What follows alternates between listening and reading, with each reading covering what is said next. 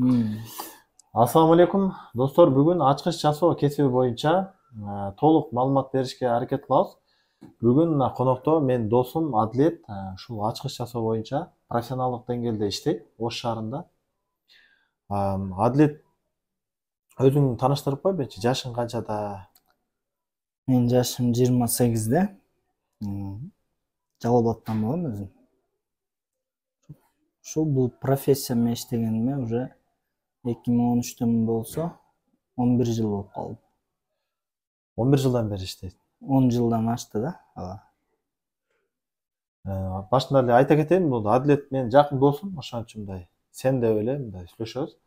Бул видеонун негизги максаты жаш ушул кесипке кызыккандарга бир мотивация катары, канткенде ушул кесипти мындай жакшыраак үйрөнсө болот, кантип өссө болот, ошол тууралуу бир аз ушул досумдун башынан өткөн историясын бир аз суроо жооп кылып, ушул ачкыч жасоо боюнча толук маалымат алып беришке аракет кылам. Эң эле досум, азыр эң биринчи баштаганда 2013 баштадым деп атасың, э? Үйрөнүп баштаган. Үйрөнүп баштаган, э? Кайсыл жерде болгон ал? Иркутскиде. Россияда, Сибирь жакта.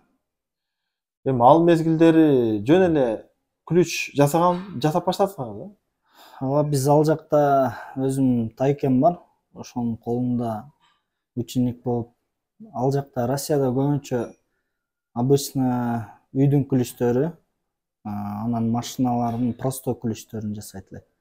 Анан ал жакта ремонт обувь, ремонт сумка, куртка, ошолорду ремонт кылат элек. Обычно замокторуна ремонт кылып, тигип, жаңы алмаштырып берет элек. Анан основном квартирный ключтөрдү, домофон, подъезддердин домдорун ошолорду жасайт элек.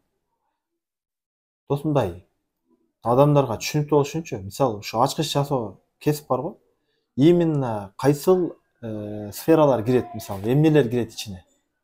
Ачкыч жасоодо негизи биздин иште, биздин станоктор, мен өзүмчө эсептейм, бул мини токарный станок деп коем. Мини да. Анан бул кесипте иштеш үчүн бир кайсы кесиптерди үйрөнүш керек? Биринчи адамдын өзүндө бир аз жөндөм керек. Ой жүгүртүүсү жакшы болуш керек. Анан профессионалдык деңгээлге жетем десе, бул иште чип ключтөрдү жасап, замокторду ачам десе, көбүрөөк автоэлектрик тармагындагы басым жасаш керек бул нерсеге. Автомобилдер менен иштеш үчүн автомобилдин электроникаларын жакшы түшүнсөң, компьютер диагностика тармактарында жакшы түшүнсөң, анан чип ключтөрдү үйрөнүп, программаларды оңой үйрөнүп кете аласың. Ошондо баягы обычный мына эшиктерге түшкөн ключтөр эмес, машинанын полный антиугонный система кирип кетет да ошондо, а? Антиугонный система, сигнализация ошолор кирип кетет. Ошондо туугандар баягы кымбат машинаны ачып жапкан, рыбка деп коебузбу, смарт, кыскасы машинаны ачып жапкан жана машинаны оталдырган полный кирет, э? Полный кирет. Башталышы бирок жөнөкөй ключтөн башталат.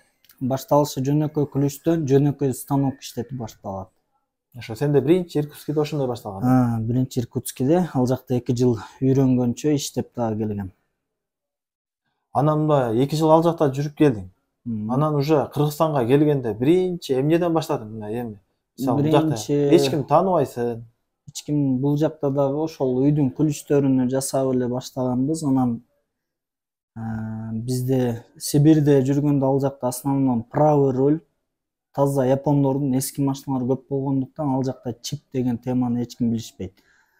Кыргызстанга келип ключ жасап баштаганыбызда бул жакта основном левый руль болгондо, Европа, Кореянын машиналары көбүнчө чип ключ да. Противоугонный защита заводской коюлат. Аны жөнөкөй автоэлектриктер жок кыла албайт.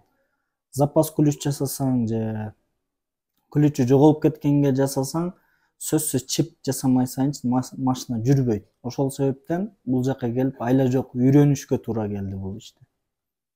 Ошондо биринчи келгенде мисалы канча акча менен башталды мисалы? Биринчи эмне кылдың? Месталарды кантип таптың? Бул жерде места чын-чынына келгенде Россияда иштеп жүрүп, ал жактын менталитетине көнгөндөн кийин бул жакка келип иш башташ оңойго турган жок. Биринчиден Бул жактын өзүнүн менталитети бар, бул жактын өзүнүн сценасы бар, бул жактын өзүнүн машиналардын түрү ар түрдүү болгон үчүн иш башташ оңой турган жок. 3 жыл дегенде зорго өздөштүрүп кеттик бул жакта. Көнүшүпчү. Анан Ошо Россиядан келгенде эле уже полный станоктор менен готовый келдиң беле, ошондо кандай болду? жок, Кытайдан алдырдым бүт станокторду өзүм интернеттен издепчи. Ошондо келдиң, местаны арендага алдың. Местаны арендага алып, өзүбүз нолдон тургузуп, өзүбүзгө удобный кылып. Только ключ менен эле занимация кылам деген адамга өтө чоң офистин кереги жок.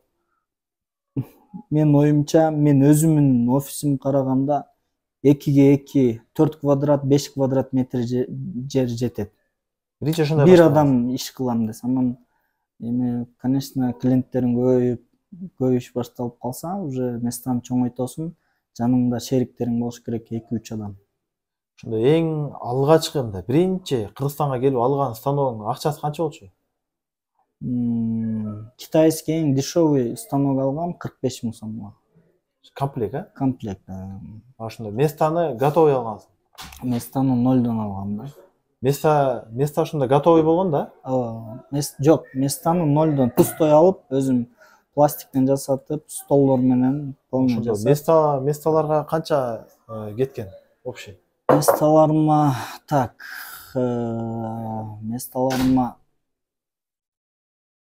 станок алдым, материалдарды алып, удобство түзүп, антип иш баштаганда 250 миңдей кеткен. Биринчи баштаганда 200-250 миңдей кеткен. Ошондо площадканын эндиги канча болчу ошондо?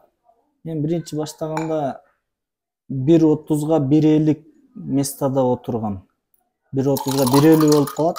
Ал өтө эле тар болчу чындыгында. Айла жок. Мен ходовой жакшы жер болгон үчүн ошол жерде алганмын да. Анан мисалы анда только жөнөкөй ключ жасачусуң да? Ошол мезгилде мисалы 200 миң менен баштаган ишиңде. Анда чип деген түшүнүк жок болчу, только квартирный ключтөр жасап отурчумун. Бирок квартирный ключтөрдү эле жасап отурсаң, бул иш күнүмдүк иш да. Күнүнө канча прибыль болот эле ошондо? Ошол маалда эле болот эле, күнүнө 2000ге чейин иштейт элем. Бирок жашоо азыр көрүп атасыңар, 2000-3000 миңге чейин тапсаң деле өз негизи жетпейт. Арендаң бар, патент төлөйсүң, свет төлөйсүң, жашоо тиричилик деген бар. Ал нерсе бизге жетпеген себептен уже өсүшкө туура келди, чиптерди жасап. Ошо мисалы ошол баягы келгенде уже 200 канча миң расход кылып, күнүнө 2000ден иш башталды. Жок, күнүнө 5-600дөн баштаган. Биринчи башталган да? Бизди эч ким тааныбайт.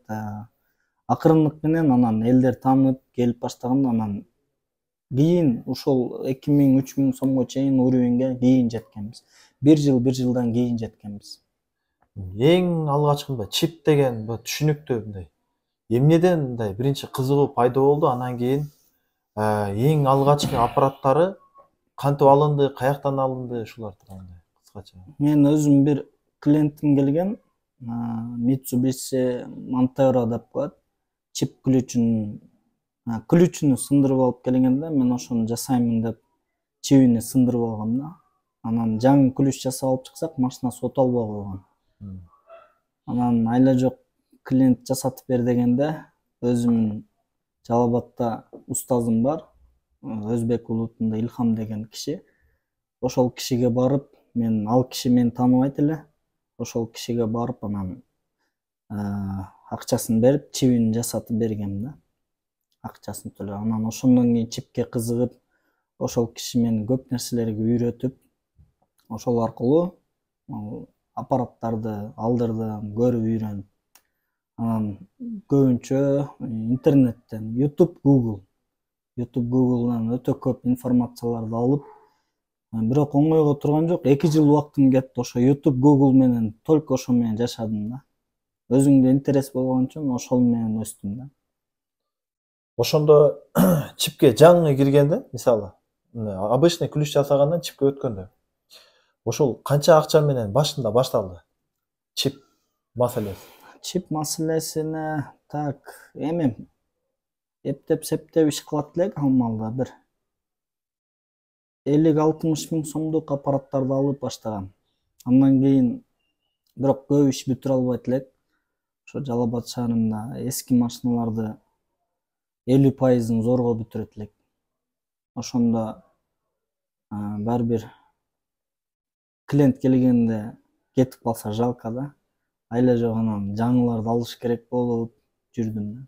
Ошол чип кошулду, мисалы. Чип деген Жарым жартылай аппараттар 50 миң сомдук аппарат алгандан кийин уже канчага чейин өстү табыш? Канча болуп баштады?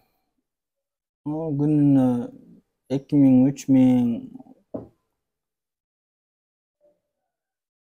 болгондо 5000ге чейин иштеп каласың. Бирок 5000ге иштеген күндөр ал редко болот эле да. Анан эми ошол обычно ошо ключтөн баштап туруп, чипке өткөндөн баштап туруп, аппараттар толук бардык машинаны жаза турган аппаратты алганга чейин канча убакыт өттү? Общий сумма канча акча кетип калды?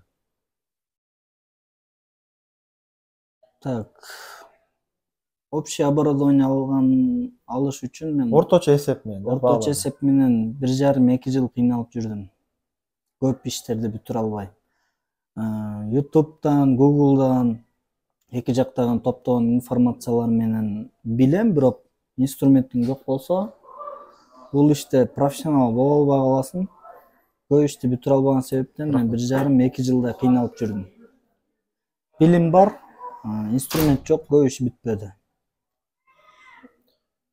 Ошондо 1,5 жыл аппараттар топтогонго кетип калды. Эми азыр уже максималдык аппараттар бар, бардыгы. Эми максималдык дегенде буюрса азыр 80-90% почти бар, буюрса бар. Негизи достор, бул бир аз кичпейлик кылып атат. Бул балада азыр Ошто эң алдыңкы аппараттар бар, анан кийин мен досум болгон үчүн билем. Анан аппаратты жаңы чыкканда дароо алат да. Кандай муктаждык болсо дароо алат. Муну азыр баалары да өтө кымбат алардын. Аларды айтып кетиш маанилүү эмес. Себеби негизи азыр бул досумдан суроо жооп кылып аткан негизги максат, мисалы кандай уровеньде канча табасың, анан кийин уже профессионал болуп бардык машинаны жазып калгандан канча табасың. Ошол жөнүндө да, мисалы жаңы ушул ишти кызыгып, бирок мындай өзүнө ишенбей баштап кете албай аткан жаш усталар үчүн бир мотивация катары видео тартылып атат да азырчы. Ошонго мындай анча нерселер калып кетип атат. Мисалы досум дагы кандай десем, бул жерде тайна деле жок, бирок аппараттардын баасы өзгөрүп турат да. Ошон үчүн мындай токтолуп айтып кете албайт ар бирине. Ошону дагы бир эске салып айтып коеюн деп атам. Азыр мындай азыр полный аппараттар бар да сендечи. Мен көз карашым боюнча сен жаза албай турган машина жок азыр. Мен жаза албай турган машиналар эми бар, конечно, бул өтө эле жылы жаңылар. Немистин машиналары сложный да. Аппараттын обновлениялары жетпей калатчы, ушундай сыяктуу. Обновлениябыз жетет, просто бизге заводдон программа дүйнө жүзүнө берилет. Ал немистин дилерский доступ менен болот да эми ал. Mercedes, BMW ушул 2020-21 жылкы машиналар ошондой. Так бизде Кудайга шүгүр азыр бар. Программа берилген бардык машиналарга уже жасайбыз. Сен ошондо Жалал Абадта мисалы 2 жыл Россияда иштеп келдиң, 2 жыл. Жалал Абадта канча жыл иштеп койдуң? Жалал Абадта 2013-төн баштап Жалал Абадта иштедим. Мен 2011 Россияга кетип, 2011ден 13кө чейин Россияда үйрөнүп, андан 2013 келип Кыргызстанда иш баштагам да. Мен бул Ошко келип баштаган себеби бар, бул жака себеби бар. Эмнеге келип калдым Ошко? Мен Жалал Абадта иштеп жүргөндө мен акыркы модельдеги оборудованиялар Жалал Абадта туруп алгам да. Анан ал жакта шаарыбыз кичинекей болгондуктан бир аз жумуш азыраак болгон себептен анан Оштон заказдар анча-мынча түшүп калчу да. Машинанын ключу жоголгондо бул жака келип, сен келип на место чипти, ключту, пультту баарын бир жерден бүтүрүп берсең, Жалал Абадтан болсо деле келер, акчасын төлөп беребиз дейт эле да.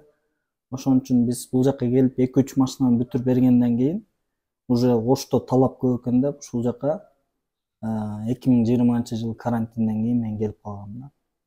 Азыр бул жакта Бул эки эле жакта точкалар бар да? бул жерде азыр 3-4 точкабыз бар ужечи. 3-4 точка. Азыр ошондо келип калганбыз. Бул жака келгенибиздин себеби ошол. Анан бул жакта эч кимде акыркы модельдеги станок, компьютерный станок, компьютерларды эч ким ала элек экен эле. Ошол себептен биз келип биринчилерден болуп таанылып, азыр Кудайга шүгүр. Эми ошол жаңы келдиң Ошко. Кайра эле баягы Жалал Абадтагыдай эле нолдон башталды да баардыгычы. Почти ошондой десе деле Уже болот. башка уровень, мисалы. Уже башка. Күлүштөн чипке эмес, ошол эле иш только нолдон. Эч ким тааныбайт. Мисалы да эми. Ошондо биринчи келгенде место кандай болуп табылып калды? Анан ошол местога канча акча кетип калды? Мисалы уже готовый оборудование менен келгенде дагычы канча менен уже чоң шаарларда иш баштап кетсе болот? Мен Ошто иш баштап кетишим үчүн профессионалдык деңгээлде баштаган аракет кылып настрой менен келгем. Жалал Абадта участкабыз бар эле. Ошол участканы сатып, Жалал Абадтан Ошко көчүп келдим. Бул жактан квартира снимать эттик. Местаны сразу эле келип, биринчи келген точкам азыркы отурган жерим. Фрунзе болчу, мурун Фрунзе маркет болчу, азыр Азия маркет болуп калды. Ошонун кире бериш жерини арендага бере турган. Ошонун дарегинде толук айта кетсең, кайсы көчөдөгү Фрунзе Азия? Ош шаарында мол улица Турсунбаева 10 адрес. Ориентир мал аркадан киргенде Ошто биринчи салынган түрктөрдүн Башня деген дому бар, ошонун жанында Фрунзе маркет. Ошонун кире беришинен биринчи келген күнү эле Кудайым жолун ачкан. Келип туруп эле ошол кире беришин алганбыз. Анан ишти башташ үчүн чын айтайын 700 000 акчам кеткен. Стройка кылып, оборудованияларды уже бул жакка жаңы акыркы модельдеги оборудованияларды алып ишти баштаганбыз. Ошондо ал жерде эми офиске отдельно, въездке отдельно кылып алгансыздар, ошондо калганда. Же бир эле комплект аппарат ошончо бир алганбыз. Бир эле комплект. Бир эле комплект ошондо алган. Уже жаңы машиналарга, ключ бул жерде бир эле оборудование эсептелбейт. Ар бир чип ключ дагы бизге жөн келбейт да. Кичинекей чиптин өзү эле болуп калат, кээде 500 сомго келсе, ошол эле чиптин памятине карап 3000-4000 чейин келип калат. Чип ключтөр, смарт ключ, жөнөкөй ключ болуп бөлүнөт. Эң кымбат ключтөр алды 15-20 000 сомго чейин келип калат да. Өзүң товарың эле уже жакшы акча салыш керек. Местанын өзүнө канча акча кетти? Мисалы, местаны курдуңуздар туурабы нолдон? Өзүң аква менен тостуң бардыгы. Местаны курганы так азыр эсептесек, местаны курганы 150 000 кеткен. Аква менен курчаганы? Аква менен куруп, ичине ошо бүт свет киргиздик, ошо мебельный доскалардан витриналарды жасап, ичин жасалгалап, өзүң удобство түзүп, ошондой акча кетип калган. Аренда канчага турду ошондо? Аренда канча? Аренда мен биринчи келген убакта квадрат метрине 1000 сомдон болчу, азыр бир аз көтөрүп койду. 5000 сом төлөйм 4 квадрат метрге. Ошондо мынакей келдиң, местаны курдуң, аппараттарды заказ кылдың, келдиң, бар готовыйсың да өзүң. Эми ошол ишиңин жүрүп кетиши үчүн мисалы, алгачкы мындай рекламалар кантип болду? Анан мисалы сен уже иштин кетиши рекламага байланыштуу экенин каяктан билдиң? Мисалы кантип башталды ошо? Мен ошо билем, что бул баланын рекламасы Ошто катуу өтө көп акча сарптайсың эми азыркы учурда. Бирок ошол башындачы каяктан билип калдың, что бул реклама сенин ишиңде алгачкы мындай эң негизги ролду ойношун? Эми реклама баарын эле түшүнүктүү да, негизичи рекламасыз иш кетпейт. Мен келгенде реклама көбүнчө Оштогу аты чыккан блогерлерге көбүрөөк кайрылдым. Блогерби, артистби, ким болсо дагы. Подписчиги көптөргө кайрылдым. 200 сом, 300 сом единство салып берет элем, алар Инстаграмга пост чыгарып берет эле. Анан ошто рекламный агентство бар. Ар бир подъездерге рекламаларды өздөрүнүн рекламный щиттер бар. Ошолдорго акча төлөйсүң, ай сайын төлөп турасың. 300ге жакын подъездге рекламабыз чыгып турат. Өзүбүз лист чыгарып даярдап беребиз. Рекламага дагы Эң алгачкыда. Рекламага дагы айына 15 миңден салып аттым да. Бул башында башталышында. Башында. Эч кандай соцсеттер жок. Эч ким тааныбайт. Эч ким тааныбайт. Бул ошто деле оңойго турган жок. 1 жыл реклама менен, адамдар менен таанышуу менен өттү. Азыркы күнгө чейин реклама жүрөт да ошондой. Азыркы күнгө чейин берип турабыз. Анан основном Лалафо. Элдер азыр бизде түндүк болобу, түштүк болобу бүт Лалафо менен иш кылып калды да. Эми ал жакта мисалы мынакей. Сен ошо көп айтып жүрөсүң да, Лалафодо мисалы мен өзүм жеке сурайм да, мисалы кайсы сайттардан реклама бересиң десем, ошо в основном Лалафодон берем деп айтат да. Себеби Лалафодо мисалы Лалафодон көрүп эле адам ишене турган деңгээлде болуш үчүн эмнелерге көңүл буруш керек мисалы рекламада. Канчадаган коллегалар бар да ал жердечи. Бардыгы эле ошо жасайм деп жазып атат да. Эмнеге көңүл буруш керек ал жердечи? Ал жерде анысын билбедим го, бирок өзүң рекламаңды берип коесуң, ишенген адам келет, иши бүтүп кете берет ошол эле. Мен айтар сөзүм ошол. Анда мисалы клиентке мисалы ар ким ар кыл мамиле кылат да. Мисалы мен дагы устам. Мен келгенде мындай мен өзүмдүн тактикам боюнча мисалы келген адамды барып кел деп айтам да биринчи. Эмне ажатын ачайын деп аракет кылам да. Мисалы силерде кандай кылганда сени кесибиңде мисалы ачкыч жасоодо сен канткенде клиентке мындай көбүрөөк жагасың, дальнейшем дагы доверияга киресиң мындай айтканда. Доверияга кириш үчүн эң главный ишти четко кылыш керек. Результат кылыш керек. Результатты жакшы кылсаң, ишти четко кылсаң, клиент өзү эле реклама кылып берет, өзү эле тартылып келе берет. Анан ишиңи чала кылсаң, алдасаң, профессионалдык түрдө ишиңди кылбасаң, акырындап өзүң эле жок болуп кетесиң. Ошондо мындай түз мамиле түз болуш керек. Мамиле түз болуш керек, эң главный. Результат көрсөтүш керек. Результат көрсөтсөң, арзан кыласыңбы, кымбат кыласыңбы, өзүң сени тете турган, сени баалап, сен үчүн келе турган адамдар пайда болот да. Мындай убакыт жөнүндө сүйлөшөсүңөр, мисалы бирөө келип эле, машинаны канча күндө бүтүрөсүң деп ушундай вопростор жаралабы? Биздин азыркы замандын өнүккөнүнө караганда, биздин ишибизде 10 мүнөт, 15 мүнөттө эле результат бар биздечи. Мисалы ключ жоголуп калса, конечно, ключ жоголуп калса, алар узагыраак болот. 3-4 саат, 1 саат, 2 саат болуп калат. Восстановить этип бериш. Чип ключтөр бар, ал жерде программа, процедуралар бар. Кодун окуш керек, өзүнүн секреткалары бар да. Анан запас кылдырам десе, аларга 10-15 мүнөт эле убакыт кетет. Бизге эч кандай машинаны көбүнчө таштабайт. Клиент, хозяин өзү жаныбызда турат, карабай эле күтүп турат, сразу ишин бүтүрүп жөнөтөбүз. Анан ошондо мындай акчалары болот го, мисалы акча ар бир иштин акчасы. Эмнеге карап бааланат? Мисалы эми бардыгы эле жасап эле жүрөт да. Бардыгы эле билет бааларычы, бирок көбү билбейт да, эмненин айынан баа коюлат. Мисалы кымбат машинаныкы кымбат да.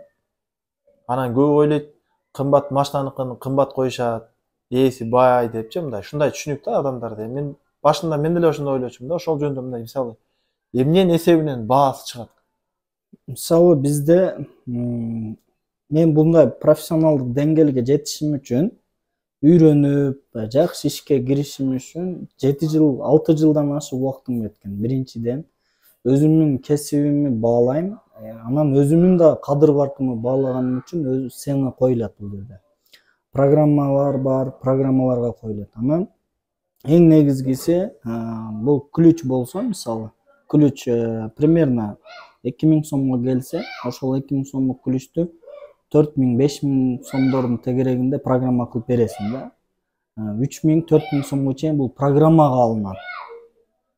Элдер ойлойт, бул ключ өзү 3000 сом турса, 3500 сомго эле берсең болбойбу деп айтат да. Мен айтам сага оборудование бекер келген жок. Мен бул үчүн канча акчамды салдым, оборудование жана убактымды короттум деп айтам да. Анан түшүнгөндөр, сени баалагандар довольно эле кетет. Түшүнбөгөндөргө башка сөз жок да. Бул жерде сцена койгондо максат, эң айта кетүүчү нерсе бул жерде оборудование алып атасың, ал оборудование алгандан кийин көп машиналар онлайн жасалат, чипчи, онлайн, интернет аркылуу. Ал жактан азыр бүт аппараттарга онлайн жаза турган программалар киргизишкен дагы, ал жактан лимит деп коет, токен деп коет биздин тил. Ошондой токен төлөп турасың да онлайнгачы. Анан годовой обновление бар. Аппаратты бир жылда бир обновленияга пул төлөп турбасаң, пин код окуй албай калат, программаны толук бүтүрө албай калат. Мисалы бизде бир оборудование бар, Autel. Годовой обновлениясы $900. Бир жылда $900 акча салбасаң, корейский машиналарды, анан немистин машиналарын жасай албай отуруп калабыз да. Көбүнчө ошол жака да басым жасап, основном программа акысы кымбат болот бул жерде. Ал аппарат өзү деле кымбат да. Аппарат өзү деле кымбат. Мисалы, азыркы мен оборудованиялардын өзүнө эле мен уже ушул убакка чейин 1,5 миллион сомго жетти да, расход кылганымчы. Бирок дагы деле уже жаңы аппараттар токтобойт. Аппарат алыш бул токтобойт. Жылы жаңы машиналар, Кытайдан азыр китайский электромобилдер келип атат да. Китайский электромобилдерди жасаш үчүн отдельно обновлениялар сатып алып калып атабыз, аларга акча төлөйбүз. Ошол себептен бул жерде цена ар түрдүү болот. Бир калыпта турбайт биздин ценабыз. Көп учурда өсөт цена. Неге дегенде, жылы жаңы машиналар келген сайын программалары жаңы болуп кетип атат. Ошол себептен биз доступ сатып алыш үчүн программаларга акча төлөгөнүбүз себептен клиенттен дагы биз ошондой алабыз. Азыр эмеси түшүнүктүү эле болду. Мисалы, кандай десем эми, программаларга кеткен акчалар мындай түшүнүктүү эле болуш окшойт. Бир эң мындай важный да, усталар үчүн өтө важный суроо да булчу. Запчасть бар го, сен азыр өзүң сен айтып атасың, свой карман запчасть иштетем депчи. Ал постоянно наличие болот сенде, мисалы. Мен билем, что ошто атлетте жок, путь жок деп коет да көп эле. Эми ошону каяктан аласың? Андан кийин ошол сен эми аны деле өзүң баштагансың да, мисалы. Кандай болуп, мажбурий түрдө баштап калдыңбы, же айла жок алып келип баштадыңбы, ошол кандай болду?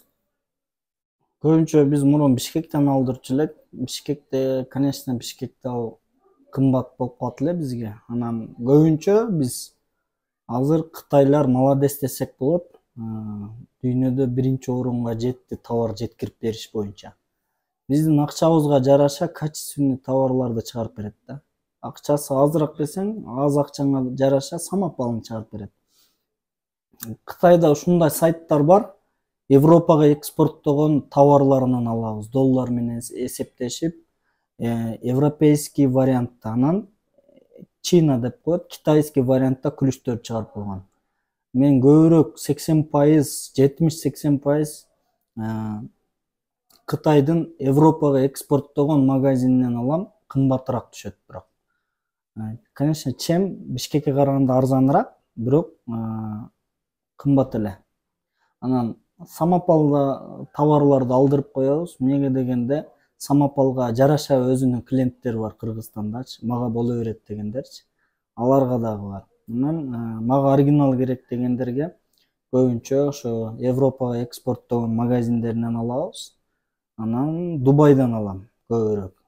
Дубайда оригинал запчасть саткан биздин тармакка оригинал товар саткан сайт бар. Мен көбүрөөк ошондон алам. Каргосу DHL деп коет, FedEx Express бар. Ошолор аркылуу биз алдырабыз. Ошол Дубайдан уже кымбат күрүчтөр келет ушунда. Дубайдан чересчур кымбат келет. Кымбат ана Бирок оригинал келет. Оригинал кымбаттар. Адамдар дагы ушундай бөлүнүп калат, ошого жараша элечи. Оригинал дегендерге оозун жабыш үчүн, оригиналга ишенип, мындай оригиналды кадырлап барктагандар үчүн оригинал товарларыбыз дагы бар. Кытай мага боло берет дегендерге Кытай товар дагы бар. Арзан, самопал деле бар. Ошондо бардыгынан алып келип коесуң. Бардыгына ассортимент коюп коебуз. Оригинал деп оригиналдын өзүнүн адамдары келет, өздөрүнө коюп беребиз. Бирок кымбат акчасы. Программага да кымбат кетет. Отдельно биздин алдырган товарыбызга да кошумча төлөп берет. Демек ошол баалары сапатка байланыштуу экен да? Ооба, баалар. Ошо мындай айтканда бардык суммада алып келип коесуңар. Бардык суммада бар. Эми ошол бир товар алдыргандачы мисалы канча убакытта канча суммага чейин алдырышка туура келет. Анан кийин эми азыр мына Кыргызстан чоң эле мамлекет го мисалы. Ошондой атайын магазиндер азыр ачыла элекпи ошол Кытайдын уровенинде мисалы баасынан бир аз кымбатыраак болгон же Россияда же кошуна Казакстанда же андай магазиндер пока ачыла элекпи же ачылганбы кандай? Бишкекте бар. Бишкекте издесеңер бар, ошол эмеде алып келип сатат. Эми нормально эле. Өтө арзан эмес, өтө эле кымбат эмес. Жакшы эле ценада сатышат.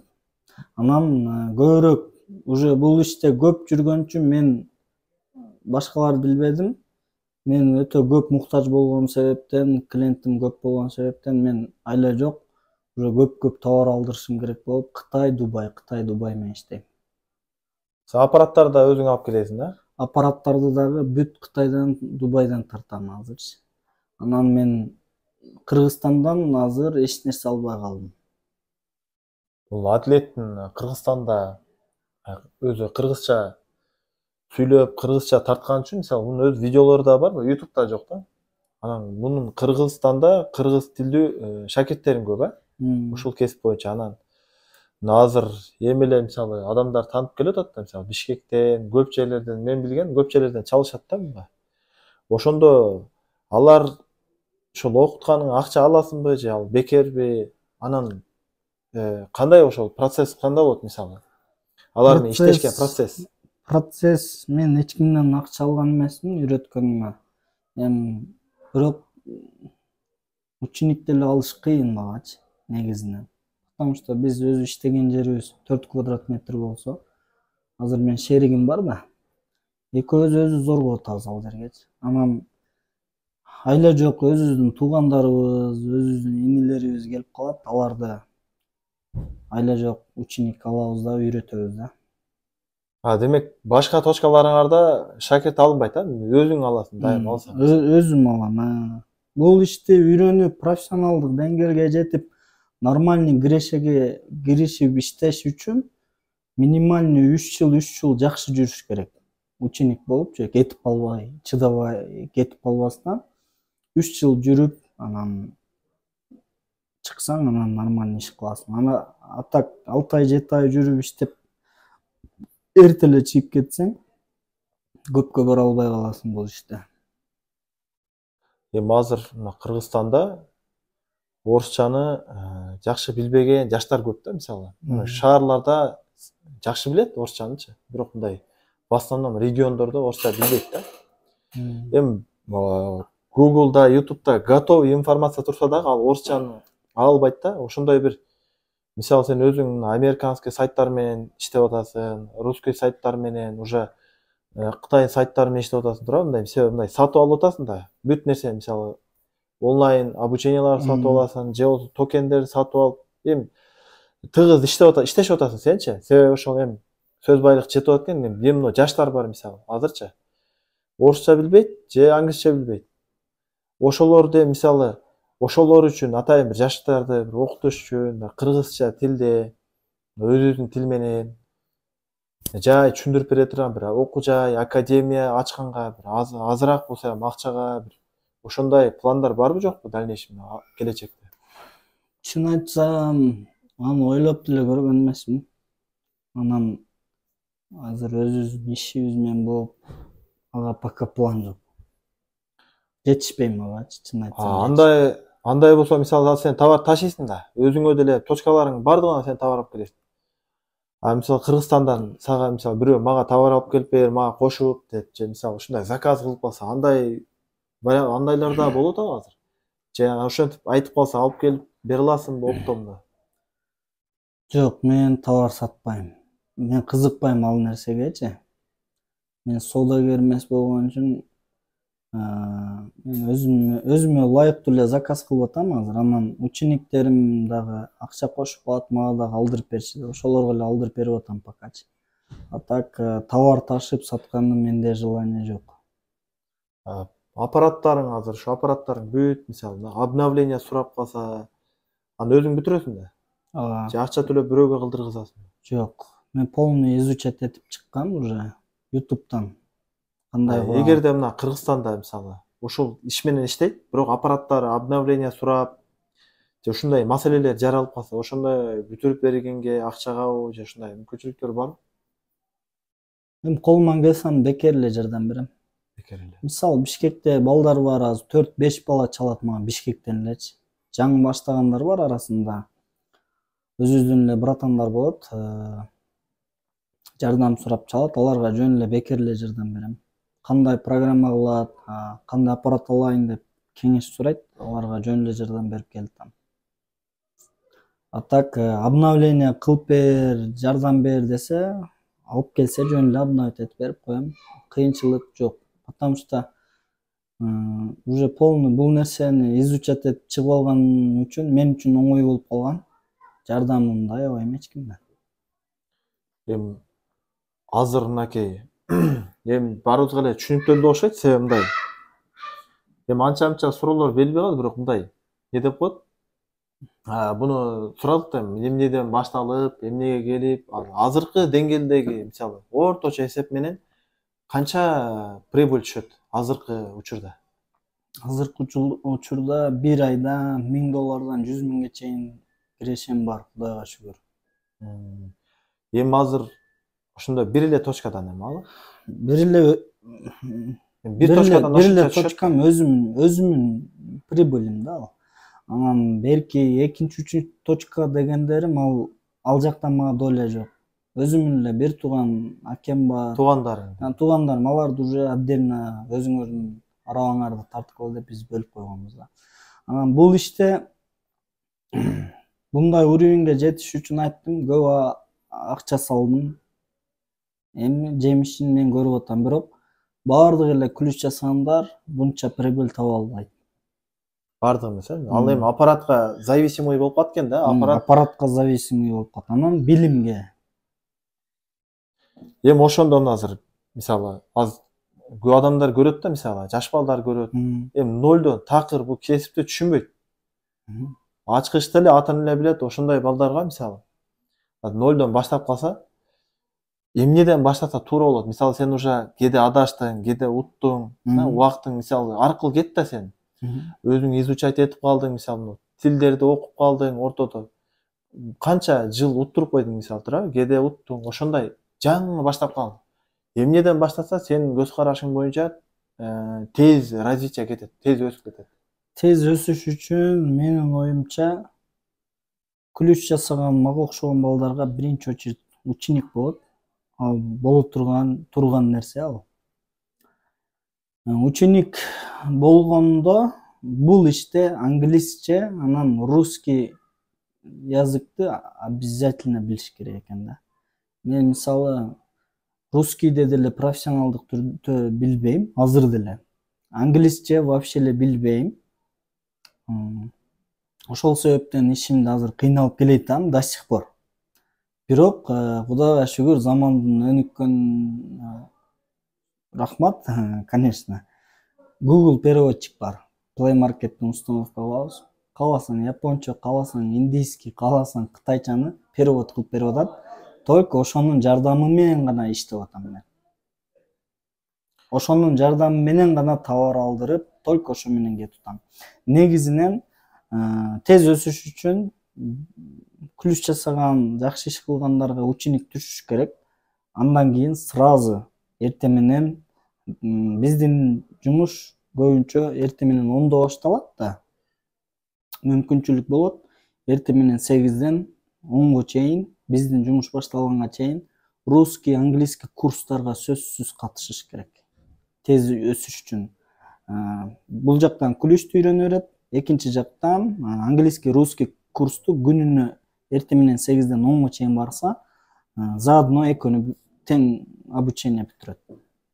Товар алганда ham тил керек экен да. Товар алганда тил керек. Анан биздин иштетип аппараттарыбыз, программалар основном 80% англисче.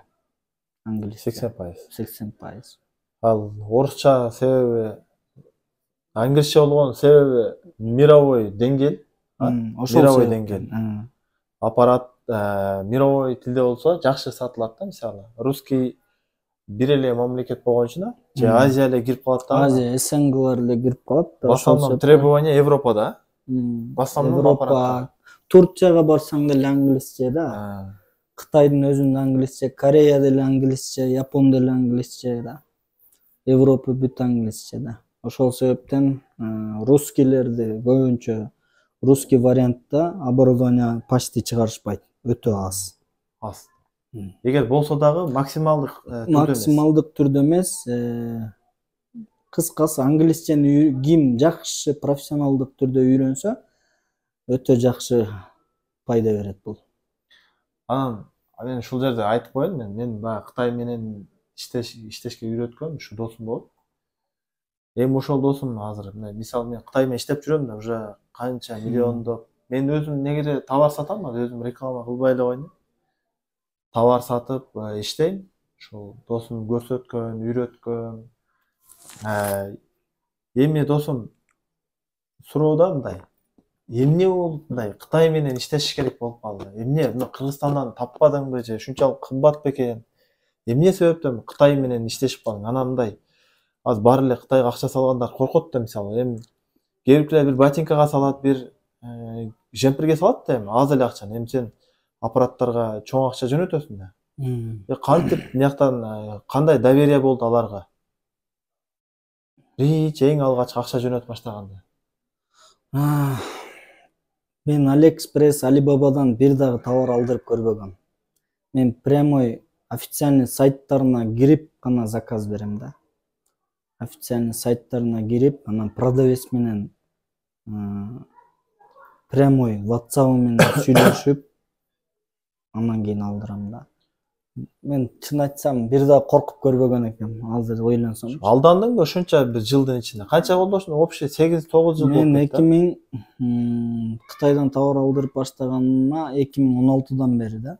16-да баштадым. Ооба, 16-дан баштап алдырып баштадым. 6 жыл болду да? 6 жыл болду. Бир дагы алданбагам, чын айтсам. Бизди алдай тургандар өзүбүздүн орустар, өзүбүздүн кыргыздар алдайт. Ошол канча компания менен иштеп көр, мисалы, ар кыл компания бар да. Ооба, биздин тармакта, күлүч тармагында бир 7-8ден ашык компания менен иштештим, бирисинде дагы алданбадым. Кытайлар молодецтер, алар өздөрүнү эч кимди алдабайт. Анан бир аппарат алганымда брак келген. Аны $700 алган элем, Mercedes инструмент деп коет. Брак келип калды эле, анан продавецке жазгам, мондой аппаратыңар брак экен десем, анда сен дилерме байланыш деди. Дилердин номерин берди, дилерге жаздым, ал аппаратты алдым эле, карап бергиле десем, удаленный доступ менен компьютерима кирип, аппаратын текшеришти өздөрүчү, сайып кой компьютерга депчи. Удаленный доступ менен текшерип, действительно брак экен, Шэньчжэнь шаарына ушундай адрести беришти. Ушул адреске кайра сал, биз сага жаңы беребиз деди. Салдым, ал жака бир жумадан 10 күндө жетти. Алар мага жаңы аппарат беришти да. Аларда алдаган тема жок алардачы. Алар клиентти жоготуп албайлы деп, наоборот, возвраттардан бери карайт аларчы. Мен алар айтышты, келген товарды Кытайга жеткен доставканы өзүң төлө деди. Кайра Кыргызстанга жеткен доставканы биз өзүбүз төлөп беребиз, бул биздин косягыбыз деп, еще мага доставкасын да төлөп беришти өздөрү. Бул бир жагына мен төлөдүм, бир жагына өздөрү төлөп берди. Ошондо алардын сайттарын сен каяктан табасың? Мисалы. Алардын сайттарын мен көбүнчө Google'дан күлүчтөрдүн сайттарына киргенимде көбүнчө сайттарга кирип эле продавецтер менен байланышканымда чыгып калат Кытайдын номеричи, ошолор менен байланышам. Анан кээ бирде Турцияга түшүп калам, Google'дан издеп отуруп, арзан күлүчтөрдү, оригинал күлүчтөрдү издейм да, ошол убакта Турциядан, Дубайдан чыгып калат да. Алар менен да байланышып, алардан да калдырып турам. Көбүнчө Кытайларды мен эмеден издейм. Инстаграмга көбүрөөк видео чыгарганымда ушул тармактагы мастерлерге өздөрү продавецтер жазат, бизде мындай качествода, мындай машиналардын күлүчтөрү бар деп өздөрү жазып, өздөрүнүн магазини менен тааныштырып, ссылкаларын жөнөтүшөт. Анан ошол ссылкаларга кирип туруп, анан кийин тандап оформить этебиз. Акчасын салгандачы? Акчасын салганда бизде период салабыз. Алар товар албай атпы? Товар жок, алар алдын ала салдырат акчаны. Валюта кайсы валюта менен? Валюта Кытайлар менен мен доллар менен жалам. Юан менен мен алар Taobao'дон же ошо Taobao'дон алдырсаң юан менен алардыкычы. Алар Taobao сайт негизинен эмнеге арзан дегенде бул Кытайлардын внутренний өздөрүнүн магазини да буларчы. Ошол себептен алар менен только юан менен сүйлөшөсүң. Анан жөн сайттар менен сүйлөшүп алдырсаң, алар менен только доллар менен эсептешишет. Долларды мен кантип салам? Мен ал жака акчаны период салам, биринчи эсептеп, PayPal деген система менен салам. Анан анча-мынча Western Union деген система менен банктан салам. Ал саласын, чекти жибересиң аларга. Аларга чекти жиберем, анан алар каталог, мен өзүм корзиналарга жүктөгөн каталогду карап туруп, могул күлүчтөн монча штука, могул запчасттан мынча штука деп өздөрү карап туруп тизмек кылып беришет. Мен ошол тизмекти карап туруп, анан акча салып чек жөнөтөм. Алар оформить этип туруп, анан Кыргызстанга салып берет. Кыргызстанга салганда Кытайдагы товарларды DHL, FedEx менен алдырбайм. DHL, FedEx негизинен кымбат сайт, негизинен. Кытайда карго компаниялар Кыргызстанга мелкий товарлар ташыган карго жок болгон себептен айла жок FedEx менен алдырабыз. Кытайдан алдырыш үчүн азыр Кудайга шүгүр карголор ошончо. Өзүбүздүн карголор, Кыргызстандыкы. Кыргызстандын карголору бар да. Мисалы Жалалабадта soda.biz деген бар, Бишкекте SmartX бар, InCargo бар. Тор көп да. Азыр сен дайым иштешип жүргөн бир компания кайсы иштешетмин что алар реклама катарда, алар элдер? Мен көбүнчө SmartX менен иштешем. SmartX авиасы килограммы $15 алат. Наземный фуралар менен келген доставкалары килограммына $4,5–5 алат. Мурун основном ошо менен иштешчүмүн. Биздин күлүчтөр эми эң максимальный 3–4 килограммга чейин эле барат. Оптом алганыбызда бир күлүчтүн 10–15 штугунан алабыз да, бир эле түрүнчү. Максимальный бизде 4–5 килограммга чейин болгон үчүн авиадан коркпой алдыра беребиз. Эң көп болсо 4000–5000 сом эле болот доставкасы. Анан акыркы күндөрү бизде Жалалабадта Өмүркан деген эже сайт ачып, азыр карго ачып койгон. Фура менен кирип атат. 10 күн, 15 күндө жеткирип берип атат да. Килограммы $4,5. Ошо эжени мен айтып кетет элем, азыр ошолор менен иштешип атабыз. Жалалабадта. Алардын уже өздөрүнүн сайттары бар, Өздөрүнүн сайттары бар. Гуанчжоудо өздөрүнүн складдары бар, адрестери бар. Ошол тууралуу мен өзүм айта кетейин. soda.biz деген Google'дан издесеңер, soda.biz деп чыгат. Instagram, Play Market'те дагы приложениялар бар, анан ошолорду аласыңар дагы. Телефон номерлери бар, түзмө-түз байланышып туруп, фамилияңарга ал жактан место сатып аласыңар. Сатып албайсыңар, место айттырасыңар. Анан силерге уже местонун номерин берет. Силер фамилияңарга жазылганчы, ошо фамилияны Кытайга берсеңер, Кытай силердин ошол дарегиңерге сен алган товарды жиберет, ушундай ооба ошондой. Ошол товар келип түшкөндөн кийин бул жакта айтылат, товарың келип түштү, мынчада келет деп. Ошо менен анын товары келгенде Кыргызстанга оплата товар колго алганда болот, ошондо Доставканыкы оплатасы келгенде болот.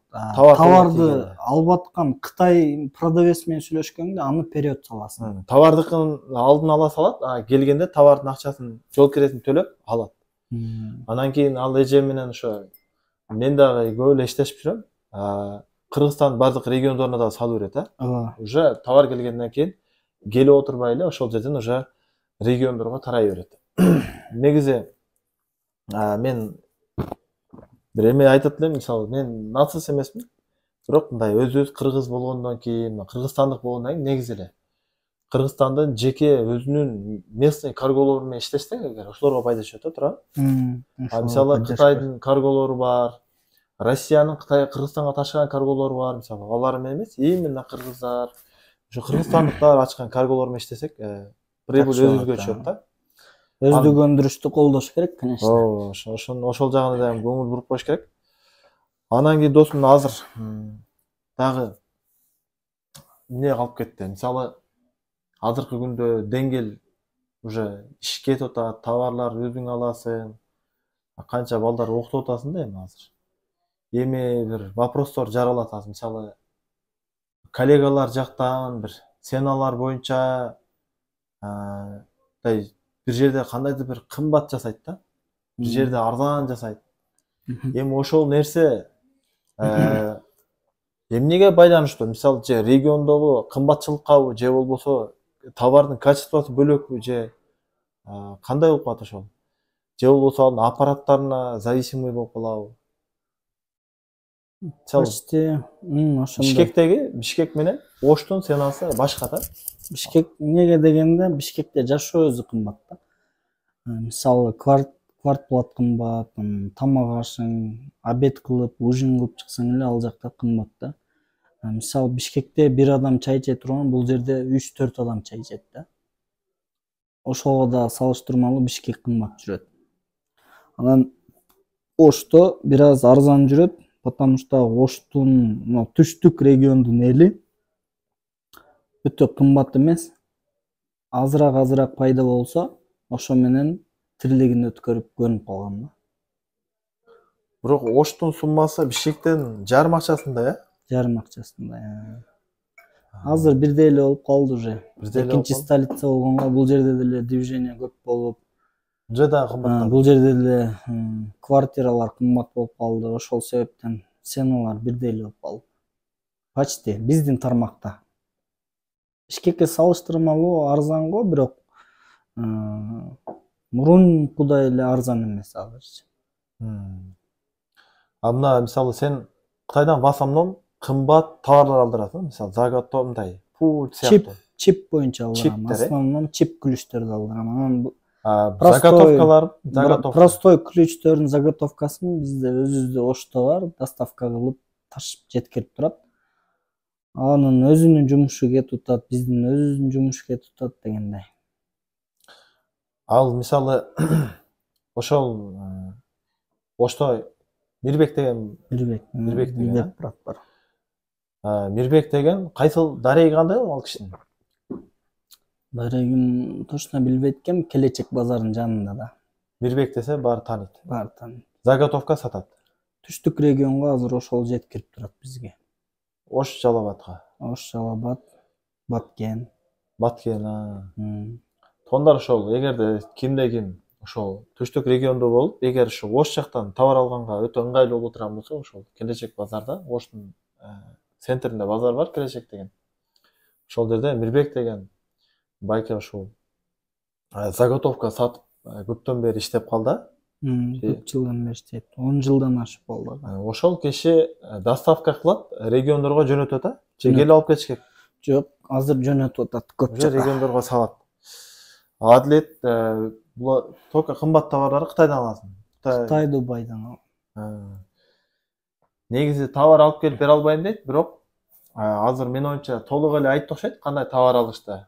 Бул эми сөздүн тиянагынан Кытайдан товар алыштан мындай коркуштун кереги жок, акча салганда эч кандай. Коркпош керек.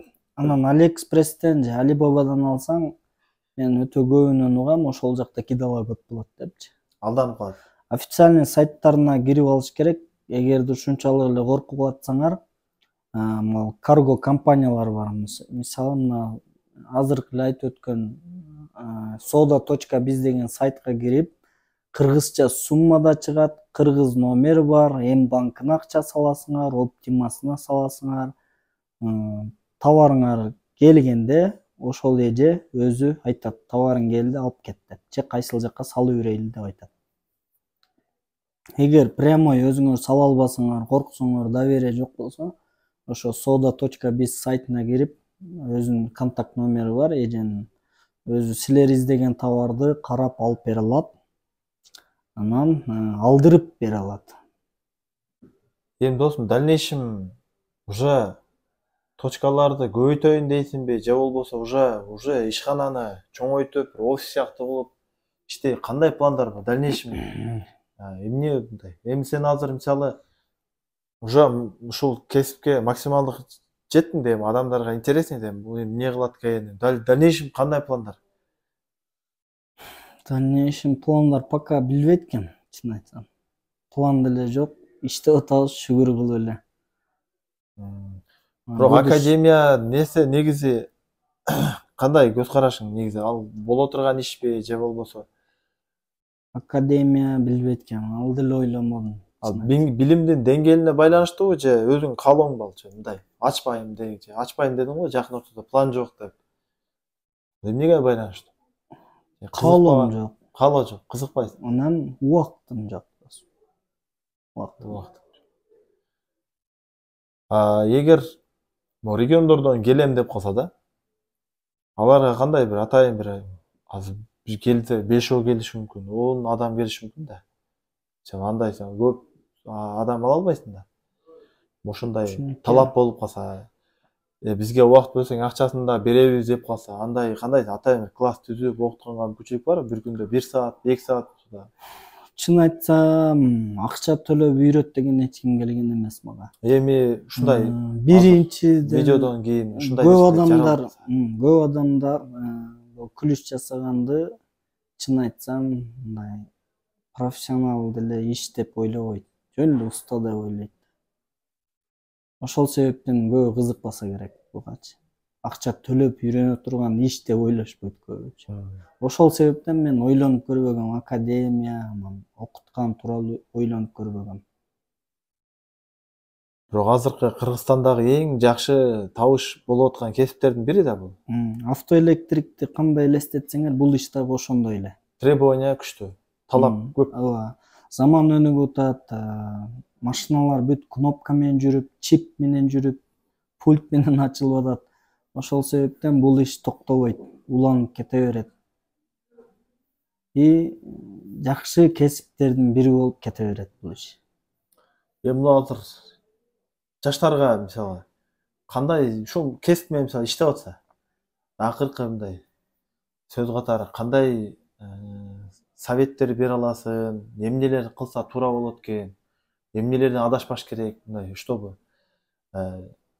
ноюп калбаш үчүн, тажап калбаш үчүн бул кесиптенчи эмнелерге жакшы болуш керек? Эң негизгиси, бул кесипти үйрөнөм десең, кимге келсең дагы жакшы биринчи мамиле кылыш керек. Экинчиден, английский, русский сөзсүз үйрөнүш керек. Анан бул ишти үйрөнүп атканда өзүңү как студент катары элестетип, ушул нерсени мен үйрөнөмүн деп определенный бир срок менен келиш керек. 1 жыл жүрөм же 2 жыл жүрөм деп жакшы настрой менен келген адамдар гана чыдайт. 5-6 ай жүрөм, анан антем деп келгендер болсо, алар көңүлү муздап кетет бул ишкечи. Бул иш өтө мелкий иш болгон себептен көбү тажап кетет да. Анан мен кеңешим, үйрөнө турган балдар болсо, ошо айткандай эле бир өзүңөргө 1 же 2 жыл план кылып, ушул нерсени үйрөнөм, кошумча русский, английский курска барам деп жакшы план кылып, анан эрктүү болуп ошол нерселерди аткарыш керек. Анан бул менин кесибимди үйрөнгөндөн кийин сөзсүз автоэлектрик тармагында компьютер диагностика тармакка дагы 5-6 ай убакыт бериш керек профессионалдарга. Акчасын төлөп болсо дагы ошолорго мен үйрөт сураныч деп ошолорго акчасын төлөп болсо дагы автоэлектрика тармагына сөзсүз киришиш керек. Ошол уже бара-бара биригип кетет, Бара-бара биригип кетет. Туугандар, негизи мен дагы ушул сферада иштейм өзүм. Мен ошол чипке негизги эң алгачкы ушу досум үйрөткөн. Ушул күнгө чейин чогуу иштешип, мага жардам берип жүрөт. Кытай менен кантип иштегенди үйрөткөн. Негизи мен азыр өзүмдү окута турган окуу жайым бар. Именно ушул кесип боюнча деги эле автоэлектроника сферасы бар го, ичиндеги диагностикага кирип кетет. Бүт Бишкек шаарында ачканбыз. Эгерде ушул баладан үйрөнөм же аппарат аламын, же болбосо профессионалдык деңгээлде үйрөнөм дей турганбыз го, иншалла. Биз бул видеого атайын номер калтырып коебуз. Байланыштаңар, ушул Адилет менен дагы тааныштырып, жардам бергенге иншалла биз даярбыз. Себеби эгерде мен боломбу же Адилет болобу, биздин эми намаз окуп мындай Алла Тааланы таанып калдык. Мисалы бизге дагы, мага мисалы Адилет чипке себепчи болду да. Эми биз дагы кимдир бирөөгө себепчи болсок, бул акыретте мен оюмча пайда да деп ойлойм мен өзүм көз карашым боюнча. Зыяндан пайдасы көп деп ойлойм. Ошонго сөзсүз эгер ким кызыккан болсо кайрылыңыздар. Жок дегенде Адилет өзү советтер берип жүрөт. Мисалы Кыргызстанда азыр күндө 20-30 адам чалат. Ар кыл суроолор менен бирок тажабай жооп берип, ушинтип жүрөт мисалы. Эми бунун өзүнүн уровенинде да мастерлериң бар турабы. Сен дагы суроо жооп батырган мастерлериң бар. Эми мындай сөз бар го, сураган алым болот дейт, сурабаган залым болот дейт да, өзүнө зулумдук кылып койгон болот. Деп ошон үчүн билем деген токтотуп, туугандар сурап жүрүп өсөйлү, өнүгөйлү. Ошонго баарыңарга ийгилик туугандар. Адилет сага рахмат досум. Атайын Адилет келип иштен кийин, атайын убакыт бөлүп, мен азыр Бишкектен келдим, ошко атайын ушул досуман мисалы силерге мен өзүм билем, Адилет каяктан, эмне болгон, кантип кыйналган, кантип ушул даражага жетти, мисалы иштеп атат. Азыр дагы мисалы чын айтканда суммаларын деле азайтып айтып, мындай эле кичпейлик кылып айтып атат. Мен мындай эле айтам, негизи анын табыш тутушу азыркы максималдык түрдө түштүк региондо эң баягы негизи мастерлер көп, устаздарыбыз да бар. Устаздарыбыз деле өздөрү капа болбойт болуш керек. Адилет азыр эң жакшы уровеньге чыгып калды. Мисалы устаздар деле айтат да, мисалы Адилетти мактап айтып калат да. Азыр эң жакшы Адилет иштеп атат депчи. Ошонго мен мисалы бир адамдан суроо жооп кылсаң, кийин эртең элдер сураганда уялып калбай турган деңгээлдеги бала, мисалы мен өзүм ошон үчүн атайын келип тартып атам. Себеби мен дагы бул жака келип кеткенче 2 күн 3 күн убактым кетти да. Атайын мен ошо YouTube'да жаштардан вопростор көбөйүп кетти. Азыр мен уже аппараттарды үйрөтүп атам да. Аппарат сатып алышты үйрөтүп, бирок уже кимдир бирөөнүн мотивация жетпейт да. Баягы аппарат үйрөтөсүң, бирок сатып алайын дегенде ишенбейт. Мен точно үйрөнө аламбы дейт да. Мен акыры мынтип ключ жасап эле жүрөм го деп. Мынакей силерге пример да, живой пример. Нолдон баштап ключ жасап жүрдү 2 жыл. Анан дагы 2 жыл чипке кирем деп жүрдү. Мынакей канча устаздардан өттүң турабы этап менен. Ушул баланы мен пример катары ушу досумдан интервью алдым да. Негизи усталар көп, ана бири-бирине күчтүү досум. Азыр Уста мындай, эч качан уста өзүнө баа бербеш керек да. Биз определенный бир Аллах Таала чектеп койгон эле акыл бар да биздечи. Кыйындан кыйын чыгып кете берет. Мен кыйынмын, устамын десем, мен билбеген илимдер бар. Аны экинчи адам жасап кете берет. Жаңы технологиялар чыгып атат. Кыскасы, усталар бири-бири менен связь болуп, бири-бири менен маалымат алмашып, маалымат алышып, бири-бирине поддержка кылыш керек негизичи. Бизде Кудайга шүгүр, азыр Жалал Абадта биздин устазыбыз Илхам деген өзбек улутунда киши биздин устазыбыз болот. Ошто, Жалал Абадта, азыр Бишкекте да иштеп атат, ошон үчүн азыр Москвада иштеп атат. Ошол бизге үйрөткөн таалимдеринде айтат, эч качан кыйынмын дебегиле деп айтат да. Кыйындар чыга берет. Бул илим чексиз да. Бул билим чексиз. Заман өнүгүп келатат. Кыйындар чыгып келе берет да. Эч качан кыйынмын деп айтпаш керек. Сен билбедиңби бир ишти? Мен колуман келбей калды деп туруп, чындыгында күчүң жетпей калган нерсени дагы тааны алып, дагы бир кийинки күчтүү адамдарга өткөрүп беришти дагы билиш керек бул иштечи. Мен муну менен эмнени айткым келди? Кээ бир усталар бар, ушул Ошто, Жалал Абадта, Бишкекте дагы бар. Өздөрүнү ушунчалык деңгээлде күчтүү сезип алган усталарды көрүп жүрөм да. Бул ишти мен кыла албадым, значит, биздин региондо эч ким кыла албайт, только Бишкекке барасың деп туруп алат экен да. Эми бул кандай десем, клиентти кыйнап коет да, клиенттичи. Өзүбүздүн адамдар да буларчы, кыйнабаш керек негизичи. Кыла албадыңбы, кийинки адамга өткөрүп беришти дагы билиш керек да. Анан бул иште мен кыйынмын деп эч качан айтпаш керек. Ошондо өсөт адам. Ошондо адам өсөт. Илим чексиз. Аллах Тааланын илими чексиз. Илим алып, сен айтмакчы, билем деген нерсени токтотуп, билбеген нерсени сурап кете бериш керек. Текеберчиликти жок кылыш керек экен да. Эң негизи текеберчиликти жок кылып, устаздарды сыйлап, коллегаларды сыйлап, билген адамдарды, күчтүүлөрдү дагы сыйлап, ошолордон информация алышып туруш керек. Азыр ошондо силерде бир уюм сыяктуу бар экен да, мындай сүйлөшүп турат. Бизде шүгүр азыр Кыргызстан боюнча күлүш жасагандар жарымы десем деле болот. Желающийлер биздин өзүбүздүн Кыргызстан боюнча күлүш жасагандардын группабыз бар. Биз жолугуп аш жеп турабыз, Опыт алмашуулар болот. Опыт алмашуулар болот. Анан өзүмдүн устаздарым менен азыр отуруштарыбыз бар. Ал жактан дагы көп нерселер сурап турам ал жактан. Машалла. Эч информациялар жашырбай бизге үйрөтүп айтып келатат. Рахматыбызды айтабыз, дуа кылабыз, анча-мынча чай уюштуруп беребиз дегендей. Жашоо ошентип бири-бирибизди сыйлашып, урматташып менен өтөт экен да. Сага рахмат Атлет. Илхан деген устаз бизге да устаз болот. Алла разы болсун.